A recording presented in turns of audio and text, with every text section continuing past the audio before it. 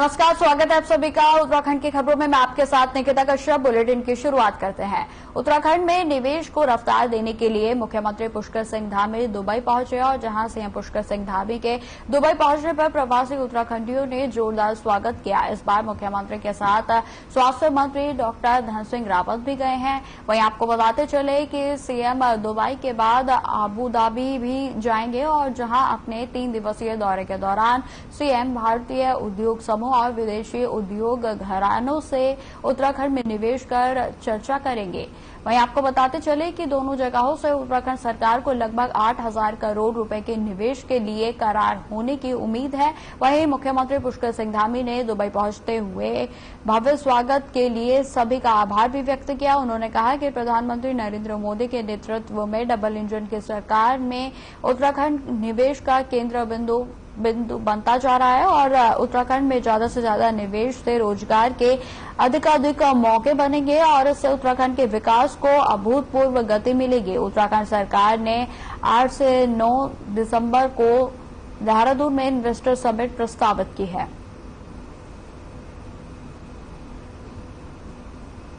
आज इतनी बड़ी संख्या में आप सब लोग यहाँ पर पधारे हैं, ये इस बात का प्रमाण है। और जिस प्रकार से मंच पर और जब हम लोग आज यहाँ पहुंचे हैं, दिन में जैसे ही हम यहाँ पहुंचे, आज हवाई अड्डे पर, उसके बाद होटल में, उसके बाद यहाँ पर, तो ऐसा लग रहा है कि मुझे ऐसा लग ही नहीं रहा है कि मैं यहाँ दुबई में हूँ। सच बताऊं तो मुझे ऐसा लग रहा है कि मैं उत्तराखंड में ही हूँ।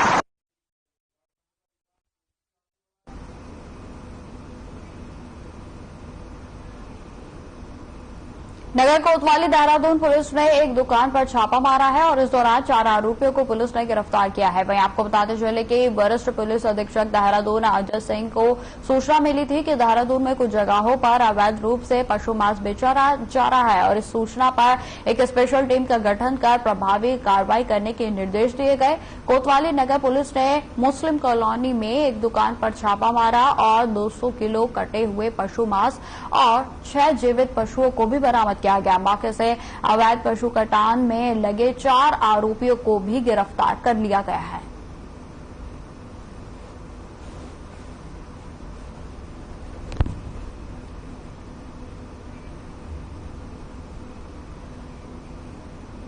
जिलाधिकारी देहरादून डॉक्टर सोनिका की अध्यक्षता में श्री पन्ना सभागार कलेक्टर में जनसुनवाई कार्यक्रम का आयोजन किया गया और आपको बताते चले कि जनसुनवाई में कुल 84 शिकायतें प्राप्त हुई, जिसमें भूमि विवाद, अतिक्रमण, पेयजल कनेक्शन, आय प्रमाण पत्र, आर्थिक सहायता दिलाना आदि शिकायतें प्राप्त हुई। वहीं आपको बता दें कि जिलाधिकारी ने संबंधित विभागों के अधिकारियों को निर्देश दिए कि जनसुनवाई में प्राप्त हो रही शिकायतों का समय पर निस्तारण किया जाए।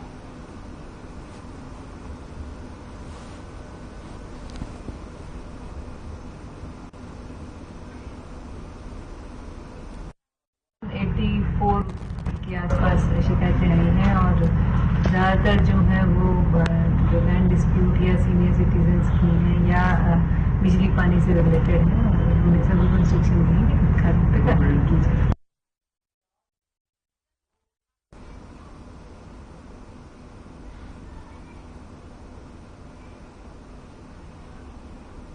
हरिद्वार में यूथ कांग्रेस के कार्यकर्ताओं ने उत्तराखंड लोक सेवा आयोग के खिलाफ विरोध प्रदर्शन किया। वहीं सिंहद्वार के चौक पर इकट्ठा हुए यूथ कांग्रेस के कार्यकर्ता पैदल मार्च निकालकर आयोग के गेट पर पहुंचे और गेट पर यूकेपीएससी के अधिकारियों के खिलाफ जमकर नारेबाजी भी की गई। इस दौरान सुरक्षा के मद्देनजर मौके पर पुलिस बल भी तैनात रहा। वहीं आपको बताते चले कि यूकेपीएससी के द्वारा जो है यह प्रदर्शन किया गया है। प्रदर्शन कर रहे कांग्रेसियों का आरोप है कि यूकेपीएससी युवाओं के भविष्य के साथ खिलवाड़ किया जा रहा है, जहां अधिकार और जिसके चलते युवाओं का भविष्य अधर में लटका हुआ है।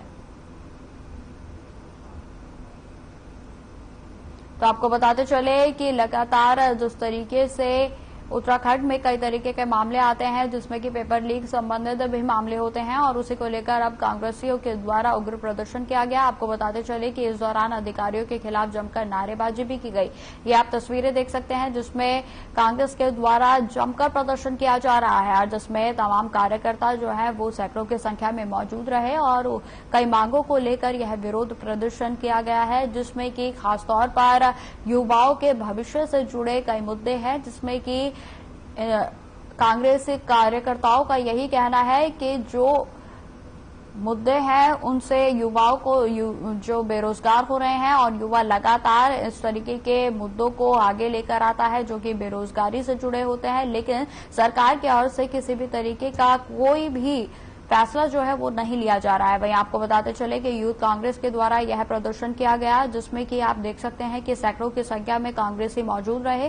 कांग्रेस कार्यकर्ताओं ने कहा कि जिस तरीके से अधिकारियों की तरफ से ना तो रिक्त स्थानों पर भर्ती की जा रही है और ना ही नई पद्धतियां निकाली जा रही हैं, तो इस तरीके से कहीं ना कहीं जो युवा का भविष्य है वो अधर में लटका हुआ है और अंधकार की ओर अग्रसर हो रहा है और जिसके कारण आज कांग्रेस युवाओं की ओर से युवा कांग्रेस की ओर से यह प्रदर्शन किया गया है, जिसमें कि आप ये देख सकते हैं कि सैकड़ों की संख्या में लोग यहां पर शामिल हैं और जमकर अधिकारियों के खिलाफ प्रदर्शन कर रहे हैं और एक सुर में उनके खिलाफ जमकर नारेबाजी भी की गई।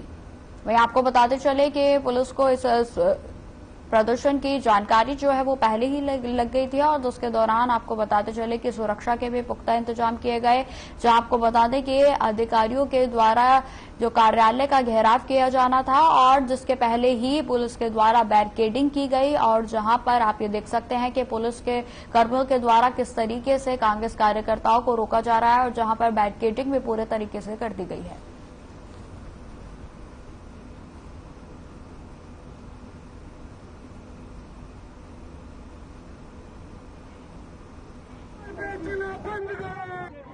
एक दो घंटे बाद पता चलता है कि पेपर लीक हो गए, फिर बाद में वही बच्चे कोई टिक्की लगा रहा होता है, कोई चाय लगा रहा होता है। मतलब बच्चे 2-2, 4-4, 5-5 साल मेहनत करते हैं परीक्षा के लिए और वो बच्चे क्या कर रहे हैं आपके सामने है सब। ये जितने भी इनके आयोग हैं ये भाजपा के आयोग बन चुके हैं। सरकार जो यूपी SSSC घोटाला हुआ और हाकम सिंह जैसे ये प्रकरण इस प्रदेश में चल रहे हैं, तो उनको लेकर सरकार को तत्काल प्रभाव से CBI जांच बिठानी चाहिए, लेकिन सरकार इसमें विफल है। सरकार ने एक ऐसा कानून थोप दिया कि आप लोग खुद स्वयं चीटिंग मत कीजिए, हम आप लोगों को सजा देंगे।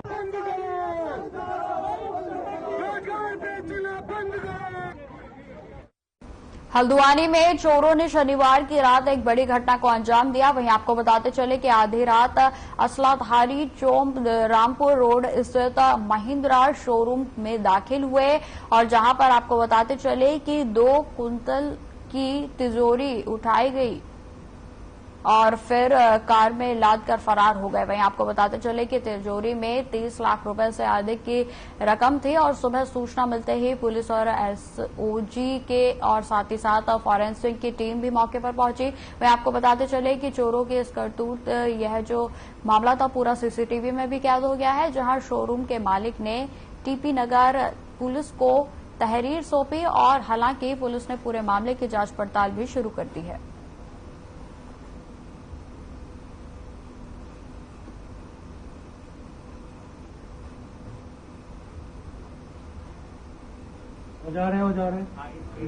बजरंग मोटर्स में एक चोरी की घटना घटित हुई है और उसमें जो वादी है उसकी तहरीर के आधार पर कोतवाली हल्द्वानी में अभियोग पंजीकृत किया गया है। CCTV फुटेज खंगाले जा रहे हैं और टीमों का गठन कर दिया गया है केस को वर्कआउट करने के लिए और हमारी टीमें लगातार कई स्थानों पर CCTV को चेक कर रही हैं और जो भी तथ्य सामने आएंगे उसके अनुसार कार्रवाई की जाएगी। सर, कुछ हथियारों से भी लैस थे क्या बाहर के यहाँ के कुछ ट्रेस हुए? नहीं, ये अभी विवेचना चल रही है और उसमें CCTV खंगाले जा रहे हैं। जब भी कोई ऐसी महत्वपूर्ण सूचना प्राप्त होगी आपको अवगत कराया जाएगा। हमारे यहाँ नवरात्रि पे बुकिंग वगैरह होती है तो अमाउंट तो थोड़ा ज़्यादा ही था, वो थोड़ा अकाउंट्स वाले बता ही देंगे अभी कैलकुलेशन की बात। बट शनिवार और इतवार की रात को, शनिवार को हम लोग सब लोग इतवार की क्योंकि पहली नवरात्रि तो तैयारी करके घर गए 6 बजे के आसपास, रात को 12-1 बजे के आसपास 12 साढ़े 12 के आसपास एज पर CCTV वो हमारे यहाँ अंदर आए और उन्होंने सिर्फ टारगेट रखा था मेरा रूम और मेरे रूम की लॉकर, क्योंकि उनको पता था ये लॉकर यहाँ रखा है, क्योंकि किसी भी अनजान आदमी को ये पता नहीं हो सकता कि यहाँ पे ये रखा है। वो आए, उन्होंने 1-1.5 घंटा मेरे कमरे में रहे। ये सब सीसीटीवी के अकॉर्डिंग बता रहा हूँ। हो जा रहे है लंबा सा क्या है, दोनों हाथों में।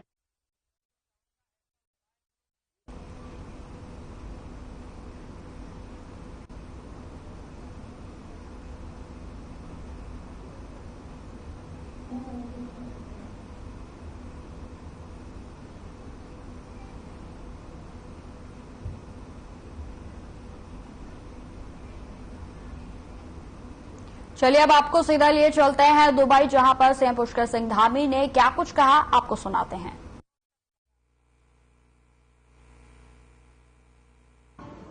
उत्तराखंड के जिन्होंने इस भूमि पर भी अपनी मेहनत से, परिश्रम से एक बड़ा स्थान, एक बड़ा मुकाम हासिल किया है, ऐसे सभी यहां पर उपस्थित हमारे भाइयों और बहनों, अभी आप सब लोगों ने हमारे स्वास्थ्य मंत्री आदरणीय डॉक्टर धन सिंह रावत जी को सुना। बहुत सारी बातें उन्होंने बताई। श्री धन सिंह रावत जी हमारे पूरे इस प्रतिनिधि मंडल में हमारे बड़े उद्योगपति, यहाँ भी उत्तराखंड के अंदर भी उनका काम है और उत्तर प्रदेश में भी श्री भाटिया जी, जो कि हमारे पूरे इस प्रतिनिधि मंडल के हमारे एक तरह से हम लोगों के साथ गाइडर भी हैं, क्योंकि पूरी दुनिया में उन्होंने घूमा है। अभी उनका परिचय आपके सामने हुआ। आपका उत्तराखंड, उत्तर प्रदेश अनेकों स्थानों पर आप उद्योग चलाते हैं। काशीपुर में बहुत बड़ा उद्योग है आपका। श्री माके गोयनका जी, जो हमारे युवा उद्योगपति हैं, अभी सिंगापुर से बड़ा एमओयू आपने किया है। उत्तराखंड में भी बहुत सारे कामों को आगे बढ़ा रहे हैं। श्री मीनाक्षी सुंदरम जी, जो पूरे हमारे इसके जो हम इन्वेस्टर समिट कर रहे हैं, उस समिट के नोडल अधिकारी हैं। श्री शैलेश बबुली जी हमारे सचिव हैं आईटी के और शिक्षा के। श्री विनय शंकर पांडे जी उद्योग सचिव हैं और कमिश्नर भी हैं गढ़वाल के। श्री रोहित मीणा जी और सभी आए हुए हरि जोशी जी, जिन्होंने काफी संयोजन किया श्री मुकेश जी के साथ, और जितने भी लोगों ने आज के इस कार्यक्रम का संयोजन किया, हमारे चतुर्वेदी जी और वहां इंदौर वाले, जिन्होंने हम सबको यहाँ पर सम्मानित किया। राजस्थान से भी आए हैं, बाकी बिहारी जी की धरती से, मथुरा से भी लोग आए हैं। तो मैं आप सभी लोगों का, जो दुबई में बसे हैं, आप सबका देवभूमि उत्तराखंड से आप सबके बीच में मैं आया हूं। श्री धन सिंह जी आए, हमारा पूरा प्रतिनिधि मंडल आया है। मैं अपनी ओर से आप सभी का स्वागत करता हूं, अभिनंदन करता हूं और आप सबका बहुत आभार व्यक्त करता हूं कि इतने शॉर्ट नोटिस में, बहुत कम समय में और कठिन परिस्थितियों में, अभी नवरात्र का भी समय चल रहा है और सप्ताह का भी पहला दिन है। आपने बताया, कोरंगा जी ने बताया कि सप्ताह का भी पहला दिन है और ऐसे शुभ समय में जब सभी के घरों में भी काम है, कार्यालयों में भी काम है, उसके बावजूद आप लोग इतनी बड़ी संख्या में यहां पर आए और आपने हम सब लोगों का इतना यहां पर सम्मान किया, स्वागत किया, अभिनंदन किया।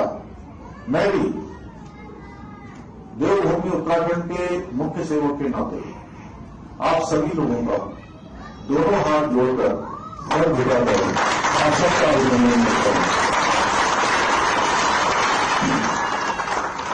आज इतनी बड़ी संख्या में आप सब लोग यहां पर पधारे हैं, ये इस बात का प्रमाण है। और जिस प्रकार से मंच पर और जब हम लोग आज यहां पहुंचे हैं, दिन में जैसे ही हम यहां पहुंचे, आज हवाई अड्डे पर, उसके बाद होटल में, उसके बाद यहां पर, तो ऐसा लग रहा है कि मुझे ऐसा लग ही नहीं रहा है कि मैं यहां दुबई में हूं। सच बताऊं तो मुझे ऐसा लग रहा है कि मैं उत्तराखंड में ही हूं। इस प्रकार से आप लोगों ने, सब लोगों ने हमारे यहाँ पर अपनी संस्कृति से आप सब जुड़े, आप सब लोगों ने जिस प्रकार हमारी माताओं ने, बहनों ने, सभी बहनों ने यहाँ पर अपने कल्चर का आज भी जिस प्रकार आप जुड़े हुए हैं, वो हम सबको एक गौरव की अनुभूति कराता है। और आप सबकी इतनी बड़ी उपस्थिति, जिसमें उत्तराखंड समेत भारतवर्ष के अनेकों राज्यों के सभी लोग यहाँ पर उपस्थित हैं, ये हमारे आदरणीय प्रधानमंत्री जी का जो एक संकल्प है, एक भारत श्रेष्ठ भारत, वो सपना शीघ्र ही साकार होने वाला है।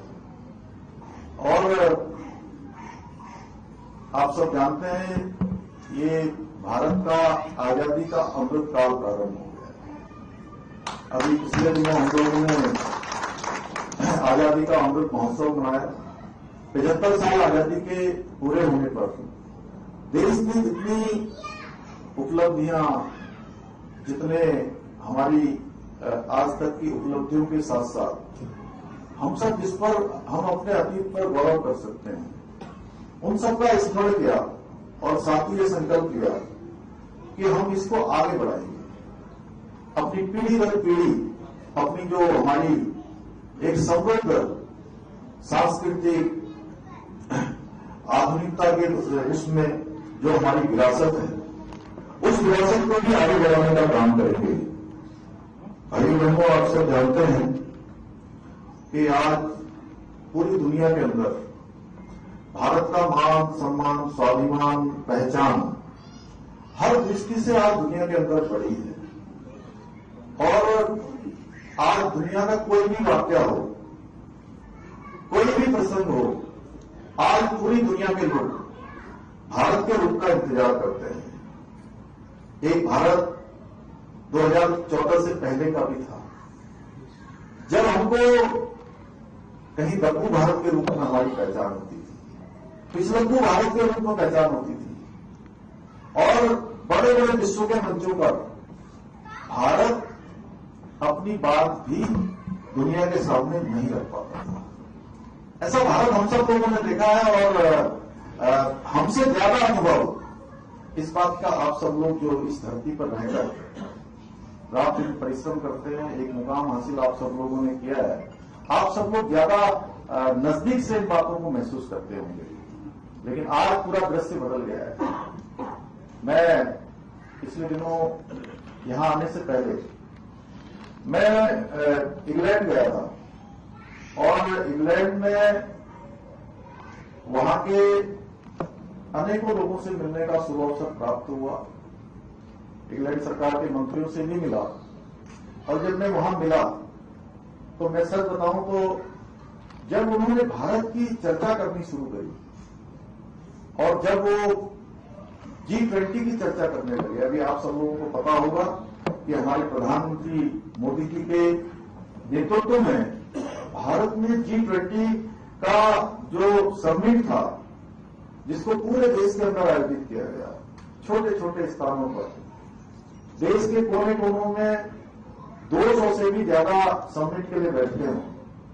और मुझे बताते हुए खुशी हो रही है कि आप सबके जो आपके पितरों की भूमि है, जहां से आपकी जड़ें जुड़ी हुई हैं, उस भूमि पर भी 3-3 बैठकें आयोजित हुई, 3-3 बैठकें आयोजित हुई। और इस G20 के माध्यम से पूरी दुनिया में हमारे सामर्थ्य को देखा, हमारी सांस्कृतिक चीजों को देखा, और पूरी दुनिया के अंदर हमारे ब्रांड एम्बेसडर बनकर आज भारत का कहीं न कहीं प्रचार प्रसार, भारत के सामर्थ्य को बताने का, भारत की ताकत को बताने का, और भारत इतना समृद्ध हो गया, वो सब पूरी दुनिया को बताने का काम कर रहे थे।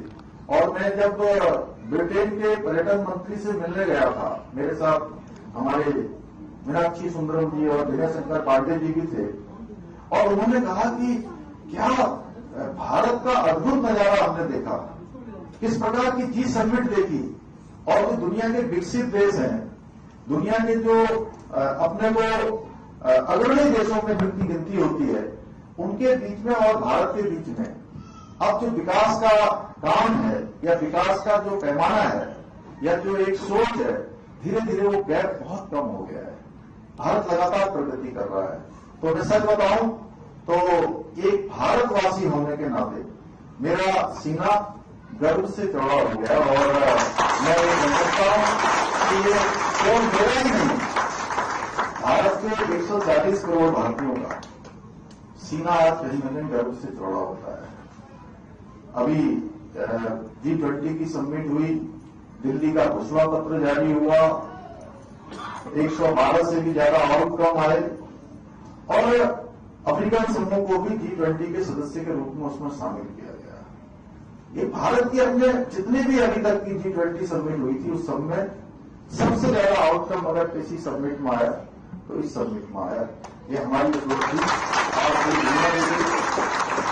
ऐसे हमने जो कहा कि आपने देखा होगा चंद्रयान हमारा आज विज्ञान प्रौद्योगिकी के क्षेत्र में, आविष्कार के क्षेत्र में, अनुसंधान के क्षेत्र में हम तेजी से आगे बढ़ रहे हैं और भारत का चंद्रयान दक्षिणी ध्रुव पर जाकर स्थापित हो गया और उसका नाम भी क्या रखा आजकल शिव शक्ति, आप सब जानते हैं, शिव शक्ति नाम से वहां पर स्थापित हो गया। आदित्ययान का प्रक्षेपण हो गया। आज हर क्षेत्र में हम आगे बढ़ रहे हैं, कोई क्षेत्र ऐसा नहीं है। भारत की संसद नई संसद बनकर तैयार हो गई है और वो संसद भी ऐसी है कि उसमें कम से कम बिजली लगेगी, कम से कम संसाधन लगेंगे। दिन के समय में वहां पर प्रकाश के लिए बिजली जलाने की आवश्यकता नहीं पड़ेगी। इस प्रकार का वहां पर व्यवस्था की गई है हर समय में। तो फिलहाल इस बुलेटिन में इतना ही। खबरों की और भी जानकारी के लिए बने रहे हमारे साथ। नमस्कार। व्यवस्था की